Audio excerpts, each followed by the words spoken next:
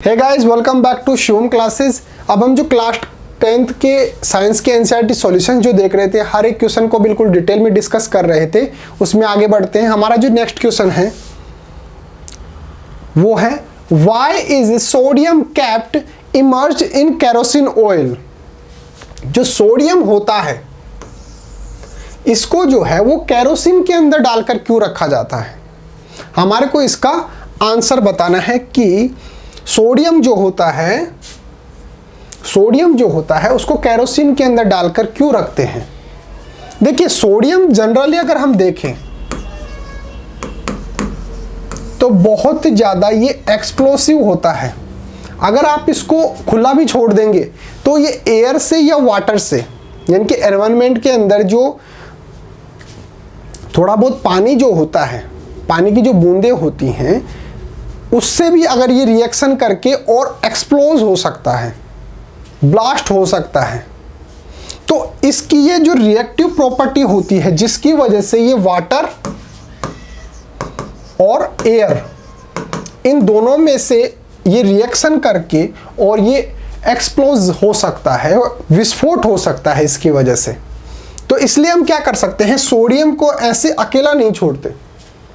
Sodium को इस तरीके से अकेला छोड़ना अच्छा नहीं है, ब्लास्ट हो सकता है भाई साहब। खुला छोड़ा और एयर के साथ रिएक्ट करके और खुद का खुद ही ब्लास्ट हो गया।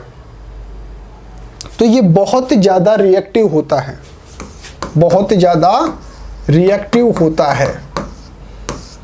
और किसके साथ रिएक्शन करने के लिए बहुत ज़्यादा रिएक्टिव होता है? वाटर के साथ और एयर के साथ भी ये रिएक्शन करके और एक्सप्लोजन हो सकता है, ब्लास्ट हो सकता है, विस्फोट हो सकता है। तो ये बहुत ज़्यादा रिएक्टिव है। इसकी वजह से हम क्या कर सकते हैं, केरोसिन लेते हैं और केरोसिन के अंदर जो है इसको हम डाल देते हैं। सोडियम को जो है केरोसिन के अंदर डाल देते हैं। अब केरोसिन, ये बात तो सही है कि भाई केरोसिन भी जलता तो है, लेकिन वो नहीं है कि इतना रिएक्टिव नहीं है कि उसको खुला भी छोड़ देंगे तो वो आग पकड़ लेगा या फिर ब्लास्ट हो जाएगा। इतना रिएक्टिव नहीं होता। तो हम क्या करते हैं, इसको केरोसिन के अंदर डाल देते हैं, जिसकी वजह से इसकी जो रिएक्टिविटी जो है वो कम हो जाती है। और अब जो है ये एयर के साथ और वाटर के साथ जो है, जिस तरीके से अकेला रिएक्शन कर रहा था, बहुत ज़्यादा रिएक्टिव बन रहा था, अब जो है वो कम हो जाता है। अब वहाँ पर एक्सप्लोजन का जो है वो चांस बहुत ज़्यादा कम हो जाता है। अब ब्लास्ट का चांस जो है वो बहुत ज़्यादा कम हो जाता है। तो सिर्फ आपको इतना सा याद रखना है कि सोडियम को जो है वो अकेला क्यों नहीं छोड़ा जाता है, केरोसिन के साथ मिलाकर ही क्यों रखा जाता है, केरोसिन के अंदर क्यों मिलाया जाता है। तो अगर ये क्वेश्चन अगर आपके सामने आए तो सिर्फ आपको इतना सा याद रखना है, सोडियम जो है बहुत ज़्यादा रिएक्टिव होता है। ये वाटर से, ये जो एयर होती है हमारे एनवायरनमेंट के अंदर, जो एयर होती है उससे भी रिएक्शन करके और ये जो है ब्लास्ट हो सकता है, क्योंकि ये बहुत ज़्यादा रिएक्टिव जो है वो होता है। सिर्फ इतनी सी बात आपको याद रखनी है।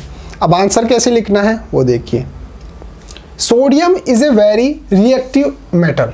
सोडियम जो है वो बहुत ज़्यादा रिएक्टिव मेटल होता है। It reacts with air and water vigorously at room temperature. ये रूम टेम्परेचर पर भी, ऐसा नहीं है कि भाई इसको हीट करने की जरूरत है तब जाकर ये एयर से या वाटर से रिएक्शन करेगा। रूम टेम्परेचर भी अगर जनरली आप यहाँ पर सोडियम रख दोगे तो ये एयर के साथ या वाटर के साथ जो है रिएक्शन करके और उसके साथ रिएक्शन कर लेती है और ब्लास्ट हो सकता है। इसकी वजह से बहुत ज़्यादा ये जो है वो रिएक्टिव मेटल होती है। So it is kept immerse in kerosene to prevent its exposure to air water. और यही रीज़न होता है कि इसको जो है, इसकी जो रिएक्टिव जो प्रॉपर्टी है उसको रिड्यूस करने के लिए हम जो है वो केरोसिन के साथ मिलाकर जो है इसको रखते हैं, जिसकी वजह से ये प्रिवेंट कर देता है किसको, इट्स एक्सप्लोजर।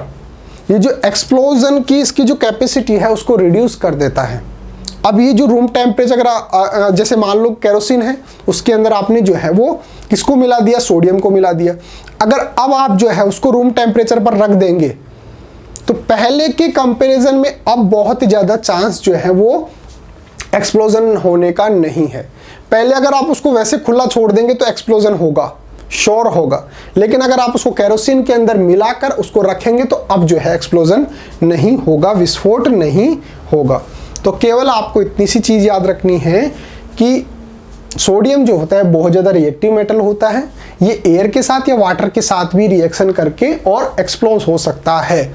उसको हम प्रिवेंट करने के लिए हम केरोसिन के साथ जो है वो मिला देते हैं, मिक्स कर देते हैं, जिसकी वजह से जो है इसके जो एक्सप्लोजर जो इसकी प्रॉपर्टी है वो थोड़ा सा रिड्यूस हो जाती है। अब ये रूम टेम्परेचर पर जो है वो एक्सप्लोड नहीं हो सकता है। तो इस तरीके से आप इस आंसर जो है वो लिख सकते हैं। स्क्रीनशॉट ले लीजिए, एज इट इज जो है अपनी नोटबुक के अंदर नोट डाउन कर लेना। एक आपके लिए अनाउंसमेंट है कि अगर आपको अपनी क्लास का कंप्लीट स्टडी मटेरियल चाहिए, जैसे notes, videos, model paper, NCERT solutions, MCQ test, previous year के पेपर, ये सब कुछ चाहिए बिल्कुल फ्री के अंदर, तो अभी प्ले स्टोर पे जाइए और शिव ओम क्लासेस नाम से हमारी जो ऐप है वो डाउनलोड कर लीजिए। इस ऐप के अंदर आपको सब कुछ फ्री के अंदर मिल जाएगा। या फिर एक काम और कर सकते हो, मेरा व्हाट्सअप नंबर जो है आप नोट डाउन कर लीजिए। अगर कोई डाउट आता है कभी भी किसी भी क्वेश्चन के अंदर, या फिर आपको अगर अपनी क्लास के नोट्स चाहिए पीडीएफ फॉर्मेट के अंदर, व्हाट्सएप पर भी मैं आपको भेज दूंगा बिल्कुल फ्री ऑफ कॉस्ट। 8696608541 ये मेरा व्हाट्सएप नंबर है। व्हाट्सएप नंबर पर भी आप मेरे को मैसेज करके अपने नोट्स जो हैं वो ले सकते हैं। इसको एज इट इज अपनी नोटबुक के अंदर नोट डाउन कर लेना।